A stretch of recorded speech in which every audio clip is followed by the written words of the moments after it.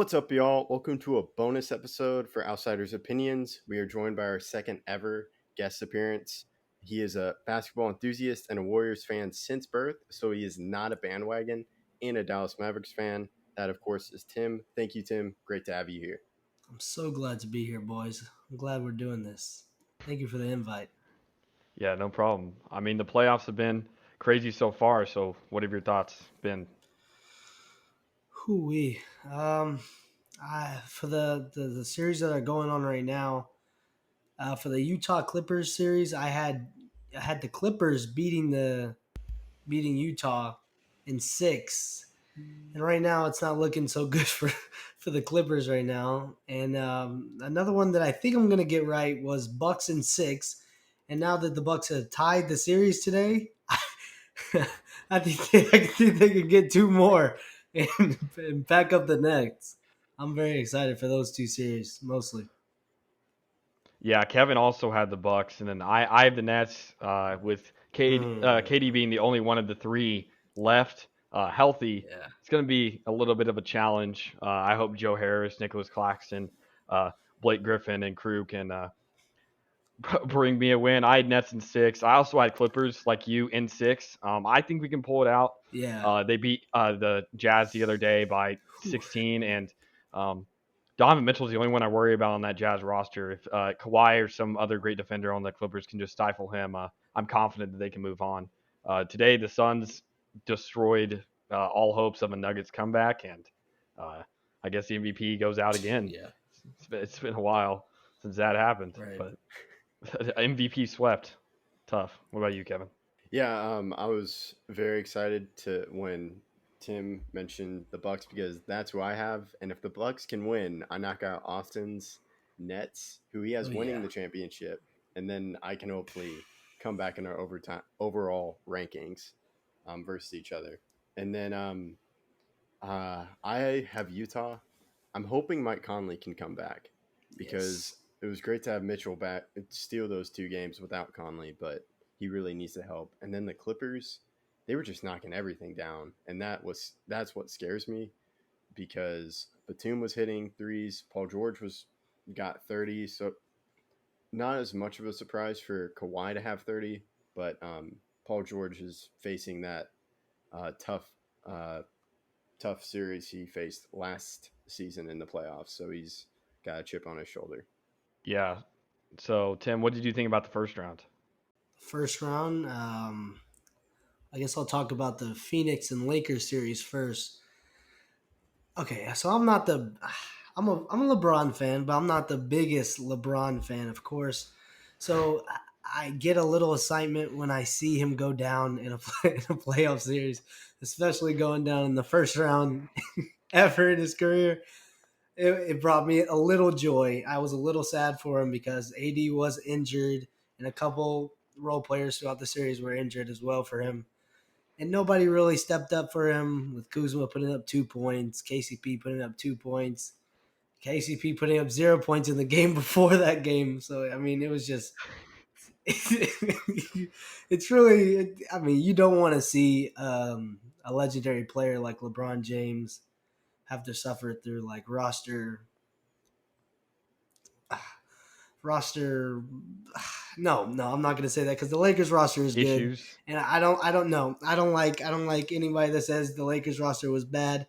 That roster is good. That roster was good, and I just think they didn't get the job done. So for that series, I'm gonna leave it there. For the Mavs Clippers, I actually got to go to two of the home games for the Dallas Mavericks, and I got to see the Mavericks lose both of those on their home court.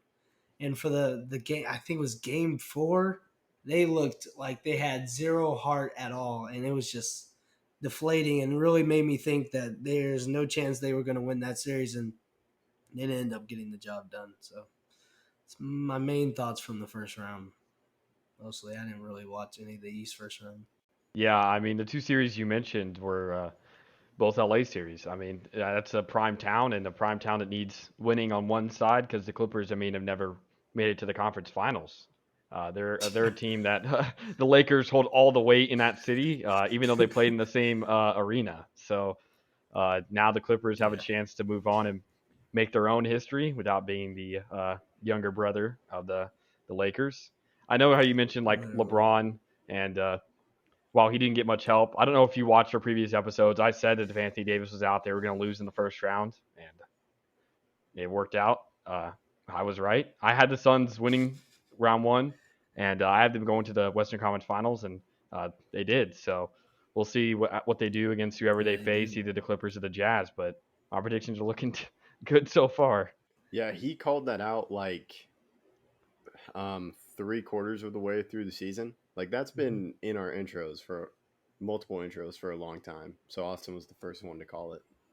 And then after game 4 for the Mavs, I was definitely like, okay, we're gonna not win another game. And then Luca did game 5 magic. Yeah, it's ridiculous watching that So game. Austin, that you was said something incredible. about the Jazz team that only stopping Donovan Mitchell was the worry for the Mm-hmm. Clippers. Mm-hmm. So you're saying you're not worried about any other perimeter threat on the Jazz with all their knockdown shooters? I feel like if you can stifle Mitchell, that will disrupt the offense enough for the Clippers to score. Bogdanovich, Okay. great player. Ingles, great player. Gobert doesn't have the offensive intensity that he normally has on defense, but that's because, like I just said, he plays more of a defensive style of game. Donovan Mitchell puts the majority of the points, and when he's going, you can't. You have to almost double him. You have to shade at least your zone towards one way if you're playing zone. Yeah. If you're playing man, you have to make sure that you're on him. It's easier if you can get Kawhi to lock up Donovan Mitchell for a game. I think it's much. It's kind of like Devin Booker. If Devin Booker doesn't put up 25 at least, I normally don't have the Suns winning that game unless Chris Paul goes off. He's the essential scorer for that team, and while Yeah. they are, especially without Mike Conley, if Mike Conley is out and Donovan Mitchell doesn't play as well, I'm probably taking the Clippers to win every one of those games. Just wanted to clarify that. I thought you were sleeping on the Jazz roster for a second. Kind of hurt my feelings. No, but they're very team oriented. Quinn Snyder's a great coach, and he definitely instills a very team oriented basketball, which I love to see. It's beautiful basketball, but every team needs a star scorer at least, and Donovan Mitchell is that for the Jazz. He's averaging over 27 points per game in the playoffs, and that's really impressive for a player of his age. I want to ask Tim. I want to ask you about Chris Paul and kind of the resurgence we've seen from him the past 2 seasons because he was stuck in Houston and Yeah. they did make that incredible run to the Western Conference Finals, but then he got injured.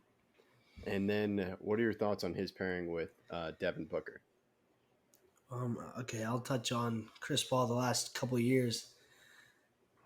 Chris Paul, since I'm a Warriors fan, obviously we had to face him in the conference finals, and I mean, I do not like facing Chris Paul at all. I mean, he is maybe one of the scariest people besides Kevin Durant or LeBron James that you don't want mean mugging you on the other side of the court. So I mean, being a Warriors fan, watching him go down with the injury, I mean, obviously I thought we were going to win the series no matter what, and everyone else around me is saying that we got lucky.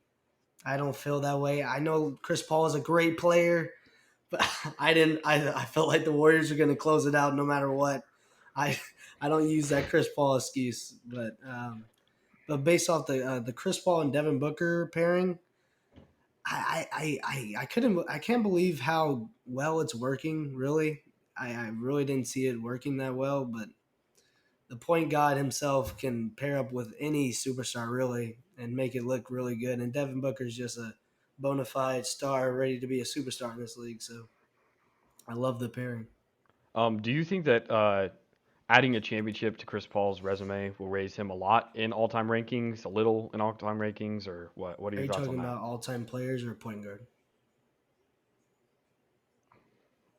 Yeah, Players? players. Of course. I think I heard somebody say like a week ago that a ring doesn't like what do you say? He said a ring doesn't affect someone's legacy, but it only boosts it more or something like that.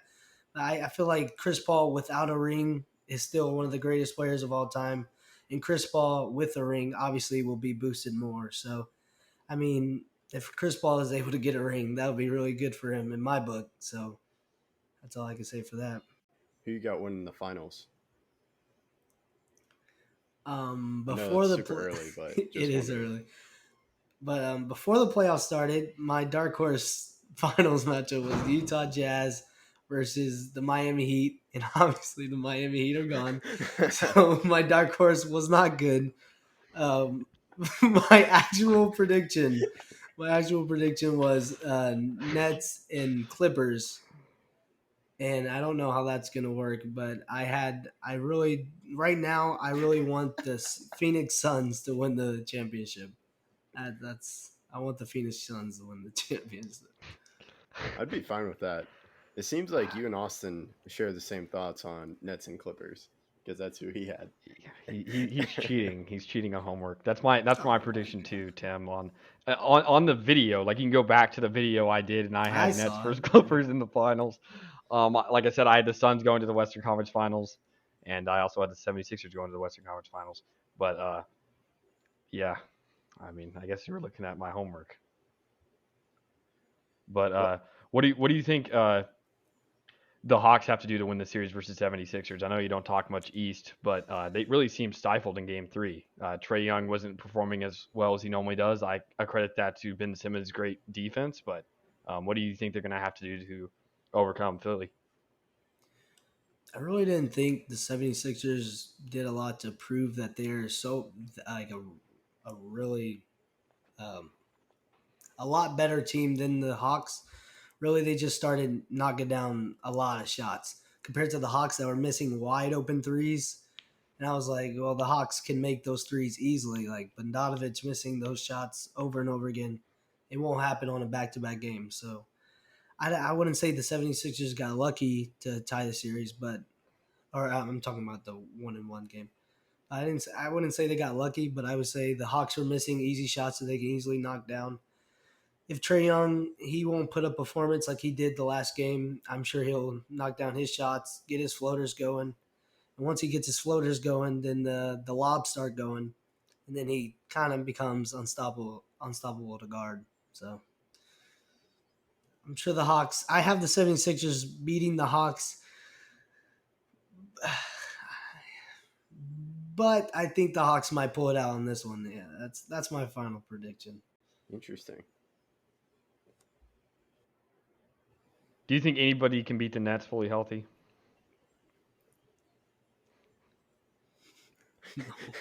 No, no. Maybe my maybe my dynasty warriors that don't exist anymore. They could have done it, but no one in the West. Oh my gosh, I don't know if anybody can in a 7 game series can feel like really beat them 4 out of 7. There's just no way. I feel like a couple West teams can get the job done, like the Utah Jazz with their perimeter defense, and they're a complete defensive team, but the perimeter defense is elite. I mean, the Clippers' perimeter defense is bad versus ISO players, but against a team like the Nets that does a lot of like ball movement, I feel like they could make the Nets struggle as well. So a couple teams in the West, but no one in the East. I don't think could beat the Nets healthy. They're a juggernaut. Blake Griffin's been incredible to see just how he was kind of forgotten about in Detroit, and then he's playing really well in these playoffs. Yeah, he pulled a Harden. I'm so bad. I'm fat. I'm so bad. And then he's not fat, Trade and me. he's Trade me. yeah, yeah. Buy Wow, me he out. was. Get rid of me. I'm terrible. I'm so bad. I don't deserve to be Uh, here. Yeah, it's crazy how the Nets have really I'm built this so glad I'm not franchise. a Pistons fan. We will have one joining us next episode, next bonus episode. Right. He might shed some tears. All the players they've lost. It's so Oh, embarrassing. I mean, I'd really just be hurt if Blake Griffin did that to the Warriors. So, I don't know. I mean, we can even talk about players that used to be on their team, like Christian Wood, Andre Drummond, KCP, who won a championship after being with the Pistons for a number of years. There's a lot of Reggie players that have been on Jackson. the Pistons. Oh, Reggie Jackson, yes. I was Yeah, about to say, and wasn't he's Reggie Jackson on man, it? he Yeah, can I hit mean, that three. yeah, Reggie, yeah, the Yeah. deep three, yeah, I Reggie don't know can. when he started shooting the deep ball like that. Not with the When did he Pistons. become that guy? No, no, no, not at all. I watched some of those games. He was not doing that at all. That makes no sense. Let's see if y'all have the same MVP in the finals. If you have the Nets winning, who would be your finals MVP? My finals MVP would be Kevin Durant. I know most think James Harden because he runs the offense, but I don't think Kevin Durant will. I don't think Kevin Durant will be in the finals and win it and not get the finals MVP. I just don't You think would that think will the same happen. about Curry, though. So that's how it All works right, sometimes. don't disrespect Curry. I'm not He trying to should have had it disrespect back in Curry, but 2015. He could have yeah. had it back in 2018. Two bad game threes, then they took him out of the running. But the people that decide who gets the finals MVP have never even touched a basketball, so I don't judge it. Um, do you believe the Nets is the greatest team of all time? No, Not even roster no, wise. God no, God no, no, no. Top five. There are at least 5 teams ahead of them, and my Can you think of them? Warriors team would have 3 of them ahead of them. Yeah, 2015-16 Warriors, 2016-17 Warriors, 2017-2018 Warriors. 95-96 Bulls, 2001 Lakers. I love all those teams before the Nets teams. Mostly because I'm not the biggest James Harden fan. I agree with you on that. Not a huge James Harden fan. Yeah. I don't like watching him play basketball. I don't know why. Let me ask a more invasive question. Do you think all 3 of the stars on the Nets are Hall of Famers already? Like if we retired today? In the Basketball Hall of Fame, yes. They'll go in the Hall of Fame. If they retired today? Everyone gets into the Basketball Hall of Fame. Yes. Yes. My final. Yes. So you think Kyrie has done enough? Harden scoring. Yes, Kyrie has done enough only because of how box office his skill set is. And people would love to see him go into the Hall of Fame, and people would put him in the Hall of Fame. Maybe not first ballot, but he would go in eventually because they already have him like top 100 all time. So some of those guys are not even in the Hall of Fame. Some reason. Who do you have winning Rookie of the Year? LaMelo Ball, LaMelo Ball should win. Yeah, it. even with injury. Injured? Yes, because even before injury, Anthony Edwards didn't show that he could make an impact in the winning category on the Timberwolves. LaMelo Ball showed up right away and shown that he could lead the team to wins on the Hornets, and while doing his little pizzazz thing, getting posted by Bleacher Report and ESPN every Friday. I mean, he does his thing. It's beautiful to watch. Feel bad for Lonzo though. Well, I mean, Lonzo's been shooting the 3 ball outstanding. I'm surprised the Pelicans with how well he was playing, and then Zion was coming along. It's the same thing with Brandon Ingram, and then Steven Adams was playing better defensively. Uh, I'm surprised they didn't make a playoff push. I really thought they may grab that 10 seed from the Spurs, but it just didn't turn out. I don't know if that's the coaching of Stan Van Gundy, or if that's the coaching of Greg Popovich, or if that's just how young the Pelicans are. What do you think about that? Why do you think the Pelicans did not make at least a 10 seed to get uh, a chance for a playoff berth? Well, I feel like every time I watched a Pelicans game, they were just all over the place. They didn't know what they wanted to do from play to play. It seems like every game they had a different game plan to how they wanted to use Zion sometimes. Even though Zion could just go and be Zion, it just didn't make sense to me. Sometimes they want him spotted up in the corner, and sometimes they want him running point guard at the top of the key, and which I think I guess works better for him because he can facilitate pretty well. But yeah, I just feel like towards the end of the season they just couldn't get wins versus really bad teams like the Sacramento Kings. That I'm pretty sure they lost back-to-back games to, which doesn't make sense because I'm pretty sure the Kings were tanking once they realized they couldn't get a 10 spot. So Yeah, I mean, I don't understand why they don't have Lonzo running the offense or Brandon Ingram. Yeah. Those are your two primary ball handlers. I'm also fine with Eric Bledsoe, another guy on the Pelicans who should be possibly running the offense. Lonzo's also a great defender. Same thing. Steven Adams is a Hmm. manageable defender too. Same thing with Eric Bledsoe. I don't know where the hole is, and that's really where I'm confused. They added James Johnson at the end of the season. He's a good veteran Right. player who's good at defense that the Mavs should not have traded because JJ Redick didn't even play in the playoffs. But Yeah. uh, there's definitely going to be some questions asked. Heel injury. He had a heel injury. Yeah, yeah, he was hurt, I Yeah. guess. If he were playing for the Nets, he'd If he was probably playing for be the Yeah, Nets, he would that be would be playing if he was awful. playing for the Nets. I promise you. Yeah, exactly. Yeah, he would be on that court. the thing though about the Mavs though, like the trademark player, like with KP, we also got Tim Hardaway. So like we call it the KP trade, but we should call it the Tim Hardaway trade. Really. And the Reddick trade, we should call Nicolo Melli that trade because we always get the second star. And that leads me to my question for you, Tim. What are your thoughts about the KP and Luca experiment with the Mavs? I think the pairing in retrospect. I think it's a pretty good pairing if you really think about what KP could be doing. But I feel like the plays they don't have plays for KP to really succeed.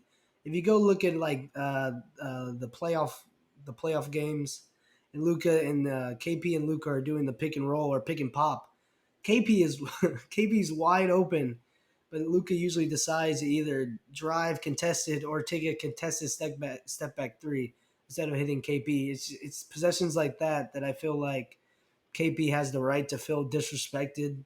That Luca really doesn't see him as um, a star player right next to him, but as a more of a role player in his offense. So the pairing itself, I feel like it could still work out. You saw what KP did in the playoffs last year. He was putting up 30-point games like it was nothing. So I mean, I wouldn't give up on it yet, but I'm really looking forward to see what the Mavs do this offseason. Yeah, I would call it a trust issue. We see Kristaps missing some big shots during games, and I think that makes Luca very hesitant to trust him during the game. Luca feels like he's on his own because he doesn't trust his teammates, which is a really big issue, especially for a young player. If we see greats like LeBron, LeBron trusts every player on this team that's on the court. He'll pass it to J.R. Smith in the corner wide open and trust that he's going to make it.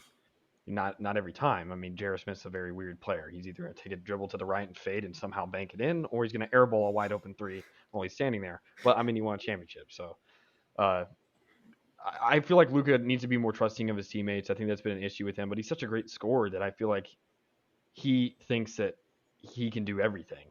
And I think we're past the time in basketball where one player can win you a championship. That it needs to be more of team oriented, and that's why we're seeing the Jazz and Suns move on so far. But yeah, they're gonna have to find somebody that either Luca trusts or Rick Carlisle or whoever they bring in. If they bring in a new coach, instills a system that makes him need to pass, which is essential for winning at this point, especially with so many great shooters out there. The Mavs are apparently, from what I have seen, they are interested in Kyle Lowry, which I'm fine with, and then apparently Jared Allen, but I don't know how that works because I don't think the Cavaliers are going to let go of Jared Allen. Yeah, especially after they got rid of Andre Drummond, I see no reason to move off Jared Allen. Jared Allen's a great defensive center who can help grow alongside Colin Sexton and Darius Garland. Chetty Osman is also starting to play better, and I know they have a lot of young players. And while they're not even playoff ready yet, uh, 1 to 2 years down the line, I could see them making a push, especially if they draft well. Um, yeah, I don't see a way they get Jared Allen. Kyle Lowry would be an interesting choice, especially because Kyle Lowry can shoot the three ball. Um, whether that's in a big deal trade or if it's a trade for draft picks, we'll have to see. I know the contracts are going to have to work, but I think the Mavs have at least a little bit of cap for this offseason, so maybe they can make something work. Maybe they trade KP. I don't know. Uh, it's going to be a very interesting offseason because my dad mentioned this to me. We see Trey Young in the same draft, somebody who's traded for Luca, and he's moving on to the second round. His team, even though they missed the playoffs last year, they continue to move on. We're Right. seeing players who was drafted with Luca not being able, I mean, being able to move past the first round while Luca still hasn't won a series in his young career. So, I mean, it's really something to think of. DeAndre Ayton's another player we can name. So, all these teams are winning with their players that they took in that draft, and Luca can't seem to do it.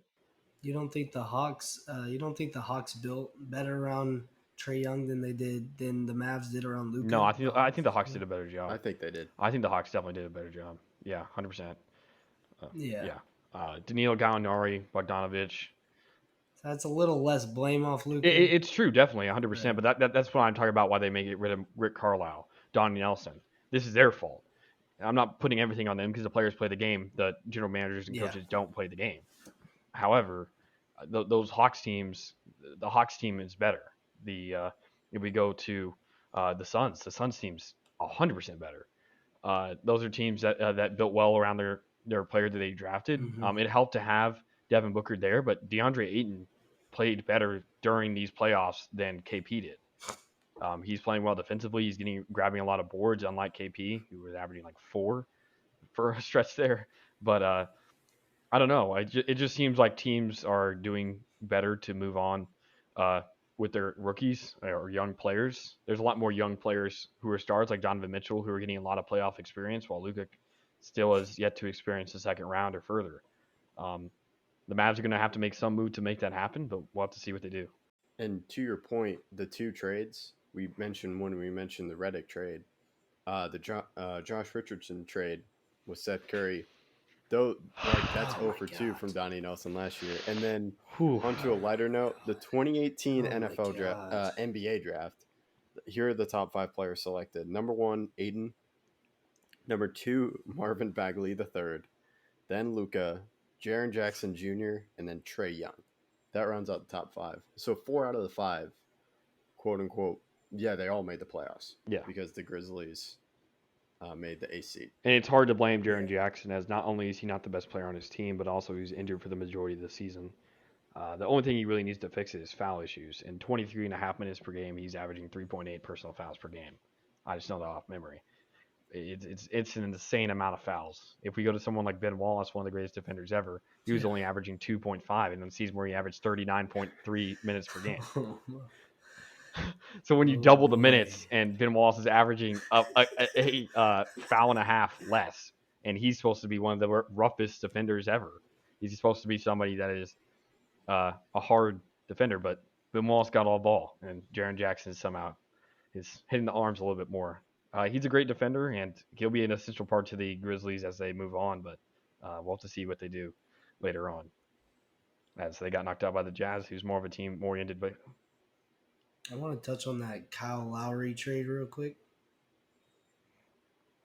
The Kyle Lowry trade, if the Mavericks, um, if they were to go for Kyle Lowry, how old he is, wouldn't that be a really big win I would see now it as a Chris move? Paul type move. And I just don't think the Mavericks are ready. But even the Mavericks aren't ready for that. They're not in the position to even do I mean, that. it depends. Kyle Lowry knows how to win. We haven't really. That's the one thing that Chris Paul has to prove to at least myself. He hasn't even made it to a finals. He doesn't have, and I don't blame this on him. He just hasn't proven to people that he can win. Kyle Lowry's won a championship. I blame. I know Kawhi was there on that team, but Kyle Lowry's a major contributor along with Pascal Siakam and Serge Ibaka and Marcus Gasol and Fred VanVleet and all these players on that team. But I think Kyle Lowry would be a great addition to the team. I think they could make a conference finals next year. It just depends. The weird thing is, if you bring a point guard, where does Luka play? Or do you play Kyle Lowry at shooting guard? And I don't think Kyle Lowry is a shooting guard. So it really puts you in a situation where I don't know what you do unless you play Kyle Lowry off the bench and play him like 25 minutes off the bench. I don't know. It's an interesting conundrum that you have to make sure that both of them get their game management time, but it's hard when Luke is supposed to be on the court 30 minutes a game. Yeah, it'd definitely be difficult because Luca just that second guard spot is what's difficult. Like before this year, you had DeLon Wright, Another that Pistons trade, player. and He then you went to try the to Pistons. put Richardson there. Yeah, and then so they're just trying to figure out who can you pair with Luca, who can be off the ball, but when Luca's out, who can initiate the offense? Because that was the problem in the playoffs. Luca was the entire offense, and that's what I think they thought KP was going to do. I'd like to bring up something real quick. The Mavs in 2018, I believe, drafted Dennis Smith Jr., another Pistons player now. But Dennis Smith Jr. was taken at 9. He was taken at 9. And at 15 in that draft, Donovan Mitchell was taken. They wanted, I've read the draft report. The Mavs were looking for an athletic point guard who could run the offense. That's literally what Donovan Mitchell is. That is Donovan Mitchell. And the fact that they could have gotten Donovan Mitchell and then tanked a season and got Luka should not sit right in Donnie Nelson's mouth. If Donovan Mitchell and Luka were on the same team and they made the KP trade, we're looking at a finals contender. But instead, they took Dennis Smith Jr., and then Dennis Smith Jr. was traded for KP, and then now Dennis Smith Jr. is on the Detroit Pistons. So, yeah. And then, I mean, this year, you can talk about Sadiq Bey, who played amazing for the Pistons. Yeah. And then they decided to take Josh Green, who barely played. They drafted Tyler Bay, but apparently Rick Carlisle doesn't like to play rookies. I mean, we can look at, the Warriors, for example, love to play rookies. Jordan Bell is the major contributor to that 16-17 Warriors team that went far. He was a great defender. We can talk about guys. I mean, Patrick McCaw played well in his rookie season before he got hurt. I mean, he won 3 straight championships. The Mavs just don't want to play their rookies for some reason unless their name's Luka Doncic. It's weird. Oh my God. It's an issue that I don't know if it's a management issue. Mark Cuban says don't play the rookies. We don't need to throw them into the fire that fast. But, I mean, this league is made out of young players. It's a young man's league. So we have to see whether or not they change from their formula or they just continue to be an average playoff team that gets out in the first round every year. So let's talk about Detroit a little bit. Detroit was at number 12, and then Donovan Mitchell was at pick number 13. So Donovan Mitchell could have been a Piston, even after the Mavs missed on him.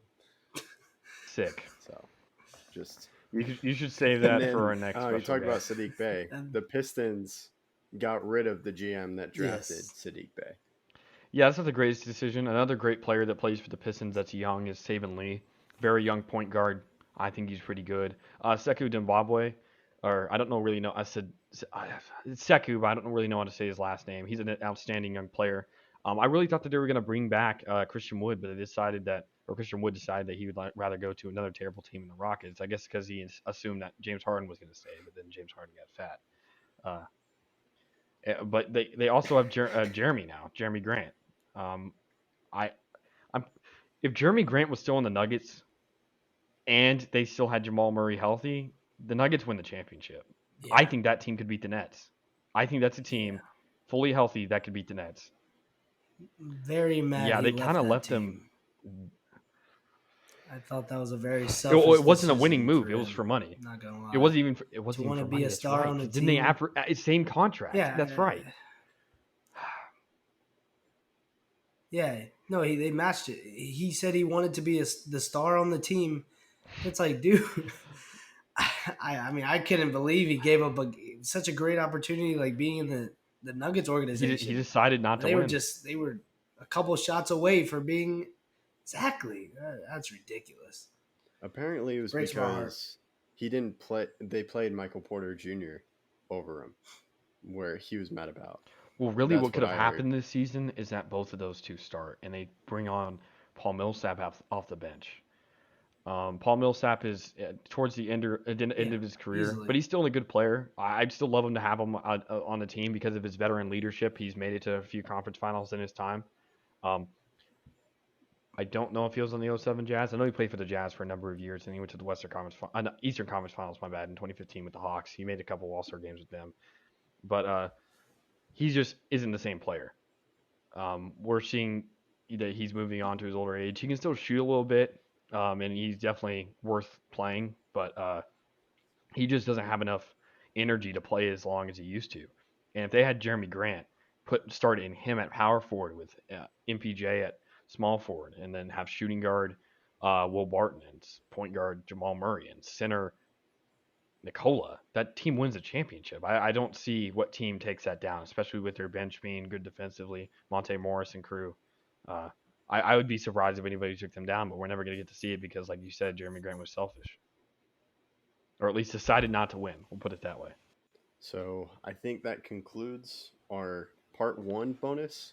Our part 2 will be with the Pistons, and we'll question the decisions with the Pistons fan. So people in the comments, make sure to think of every bad decision that the Pistons have come up with. Thank you, Tim, for joining us, and thank you to our listeners.